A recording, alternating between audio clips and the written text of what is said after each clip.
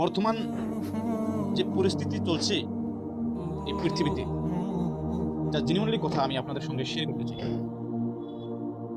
ভাবেন যে দুনিয়াতে মানুষের চাহাত, মানুষের খাহিসাত, মানুষের তামান্না, আপনি লক্ষ টাকা ইনকাম করার পরে যদি আপনি ভাবেন যে না, আমি এত টাকা ইনকাম করার পরে আমার যে একটা স্বপ্ন পুরো হয়ে যাবে, না আমার যে একটা যে লালচ এটা যে শেষ হয়ে যাবে, তা না। মানুষকে যত মানুষ টাকা ইনকাম রোজগার করে মানুষকে আরো লাগে সুকুন বা ইতমিনান। এটা এরকম একটা বস্তু, এটা আল্লাহ ছাড়া কেউ দিতে পারে না। সুকুন, শান্তি, দিলের যে একটা শান্তি, এই শান্তিটা আল্লাহ ছাড়া কেউ দিতে পারে না। আপনি দেখেন অন্য জায়গায় দেখেন, আমাদের জায়গায় দেখেন, অনেক মানুষ টাকা থাকার পরেও অনেক ডিপ্রেশন, টেনশন মধ্যে পড়ে আসে। কেন না? কারণ তুমি সুকুনটা, তুমি শান্তিটা, এটা তুমি টাকা দিয়ে ইনকাম করতে পারবে না।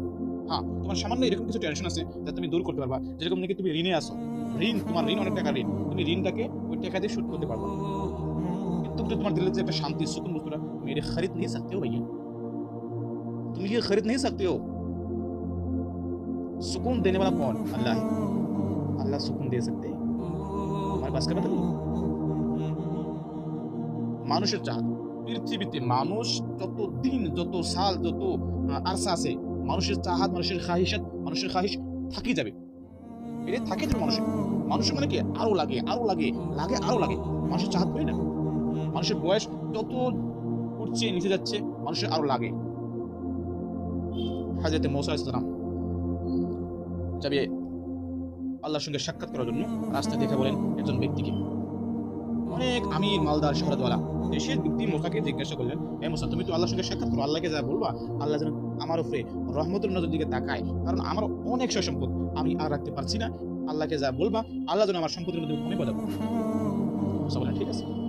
এই রাস্তা দিয়ে যেতে যেতে আর একজন গরিব অসহায় মানুষের সঙ্গে দেখা হলো। সেই ব্যক্তি বলেন, মূসা, আল্লাহকে যা বলবা আল্লাহ যেন আমাকে কিছু দেয়, রহমতের নজর দিকে তাকায়, আমি অসহায়, আমার কাছে কিছু নেই। মূসা বলেন, আমার কাছে কিছু নেই, যা আছে তার মধ্যে সন্তুষ্ট থাকো না কেন?